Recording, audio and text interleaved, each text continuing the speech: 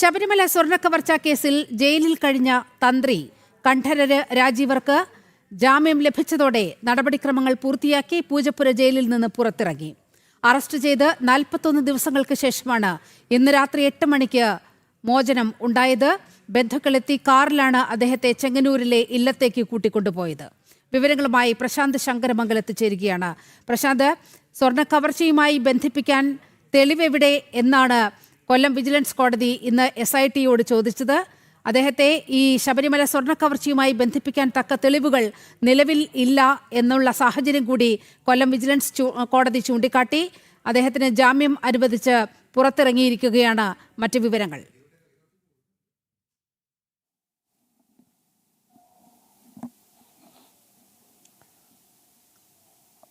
നീലിമ, SITയെ സംബന്ധിച്ചിടത്തോളം അതോടൊപ്പം തന്നെ സംസ്ഥാന സർക്കാരിനെ സംബന്ധിച്ചിടത്തോളം വലിയ കനത്ത തിരിച്ചടിയാണ് ഇതിലൂടെ ലഭിച്ചിരിക്കുന്നത്, നൽകിയിരിക്കുന്നത്.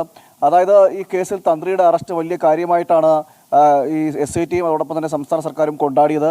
കേസിലെ ദൈവതുല്യൻ എന്ന പരാമർശമടക്കം പറഞ്ഞുകൊണ്ട് തന്ത്രിയെ മുഖ്യപ്രതിയാക്കി മാറ്റുന്നതിനുള്ള നീക്കങ്ങൾ നടത്തിയിരുന്നു. എന്തായാലും ഇതെല്ലാം പാളിയതായിട്ടാണ് ഇപ്പോൾ ഈ വിവരങ്ങൾ പുറത്തു വന്നതോടെ തന്ത്രിയുടെ മോചനത്തോടെ നമുക്ക് മനസ്സിലാക്കുന്നത്. അതായത് തന്ത്രിയും കേസിലെ മുഖ്യപ്രതിയായ ഒന്നാം പ്രതിയായ ഉണ്ണികൃഷ്ണൻ പോറ്റിയും തമ്മിൽ സാമ്പത്തികമായിട്ടുള്ള ഇടപാടുകളുണ്ട്, ബാങ്ക് ഇടപാടുകളുണ്ട് എന്നടക്കമുള്ള കാര്യങ്ങൾ പറഞ്ഞുകൊണ്ടാണ് തന്ത്രിയെ അറസ്റ്റ് ചെയ്തത്.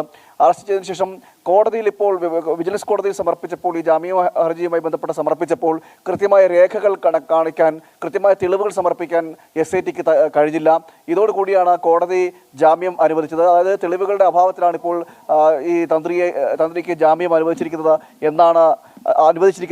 എന്തായാലും ഇത് വലിയ തിരിച്ചടിയാണ് സംസ്ഥാന സർക്കാരിനെ സംബന്ധിച്ചിടത്തോളം, അതോടൊപ്പം തന്നെ SITയെ സംബന്ധിച്ചിടത്തോളം വന്നിരിക്കുന്നത്. തുടർന്ന് നടപടിക്രമങ്ങൾ ഉണ്ടായിരുന്നു. അത് പൂർത്തിയാക്കിയ ശേഷം തിരുവനന്തപുരത്ത് സെൻട്രൽ ജയിലിൽ നിന്നും 8 മണിയോട് കൂടിയാണ് തന്ത്രി കണ്ഠരര് രാജീവർ ജയിൽ മോചിതനാവുന്നത്.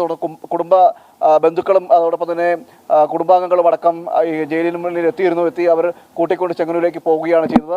ഏതായാലും 41 ദിവസം, അതായത് ഈ അറസ്റ്റ് ചെയ്ത 41 ദിവസത്തിന് ശേഷമാണ് ജയിലിൽ നിന്നും തന്ത്രി പുറത്തേക്ക് ഇറങ്ങുന്നത്.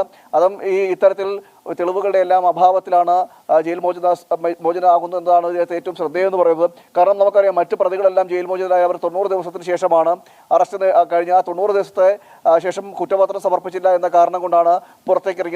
ഇവിടെ കൃത്യമായിട്ട് തെളിവുകൾ പോലും തന്ത്രിക്കെതിരായ വലിയ രീതിയിൽ അറസ്റ്റ് രേഖപ്പെടുത്തിയെങ്കിൽ അതിൽ തെളിവുകൾ പോലും ശേഖരിക്കുവാനോ പ്രാഥമികമായിട്ടുള്ള തെളിവുകളും തന്ത്രിയെയും ഈ കേസുമായി ബന്ധപ്പെടുത്തുന്ന കണക്ട് ചെയ്യപ്പെടുന്ന തെളിവുകൾ ശേഖരിക്കാൻ പോലും പ്രത്യേക അന്വേഷണ സംഘം SITക്ക് സാധിച്ചിട്ടില്ല.